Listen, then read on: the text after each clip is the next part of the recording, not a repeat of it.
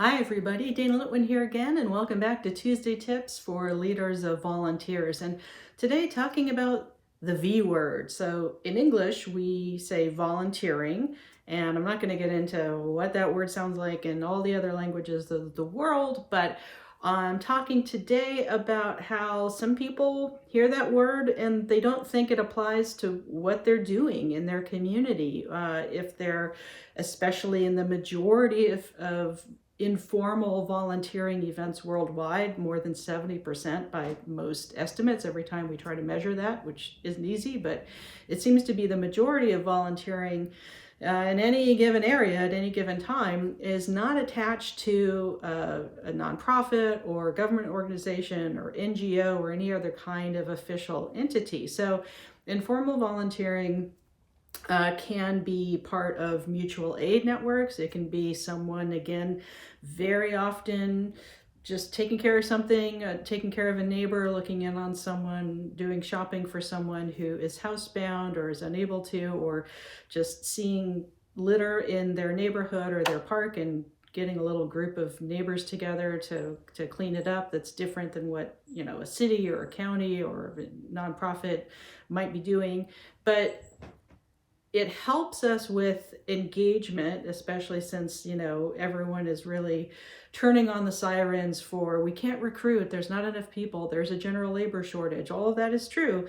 But if we can adjust our language and adjust it to maybe audiences of potential people to work with that we haven't thought of before, or especially if you're hoping to do initiatives or in the process of doing JEDI, IDEA, DEIAJ, all of the acronyms, the language that we use to define how we're working together can have a huge, huge difference in the result we're getting. And I have a bunch of other Tuesday tips I'm going to link in cards and link at the end to talk about why words matter and how we use language and how we define things. But specifically, there are groups in the sector that have to do with volunteering that never use that word. I'm thinking specifically of Taproot, which works with getting specifically skilled volunteers on special projects quite often for nonprofits, whether that's legal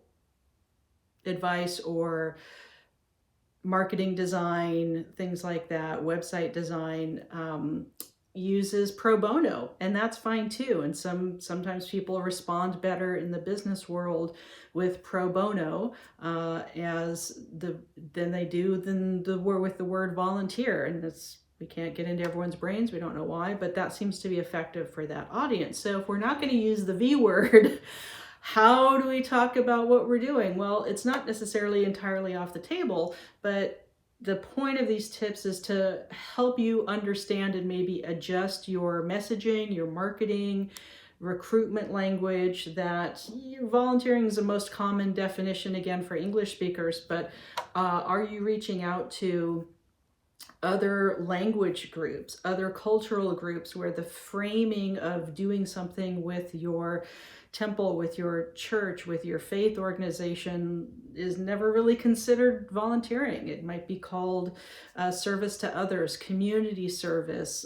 donating time, things like that. So sometimes these little changes, if you're trying to, again, especially reach a new audience or a new type of group of people or a new kind of demographic to really reflect the diversity of the community amongst your team members, think about words, how we use them, how that lands with the audience that you want to talk to or engage with, and that could mean all the difference in the world. So whether you call it volunteering or pro bono or community service, service learning, donating your time and talent, giving of your heart strings and song to whoever you want. I will happily volunteer to sing at just about any opportunity I can find.